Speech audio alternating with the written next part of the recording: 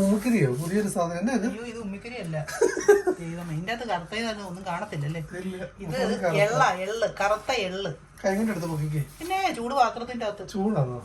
ഇത് എള്ള് വറുത്തോണ്ടിരിക്കുക. ഇത്ര എള്ള് വറക്കുമ്പോഴേ നമുക്ക് ഊഹിക്കാലോ എന്തിനാന്ന്. എള്ളുണ്ടാ? യെസ്, നമുക്ക് എള്ളുണ്ടാ. വെള്ളയായിരുന്നു നല്ലത്. വെള്ളയില്ലേ? വെള്ള. ഇത് കറുത്ത് കിട്ടിയത്, കറുത്തെടുത്ത്. പിന്നെ ഇത് തന്നെ അറിയോ, പൊട്ടുകടല.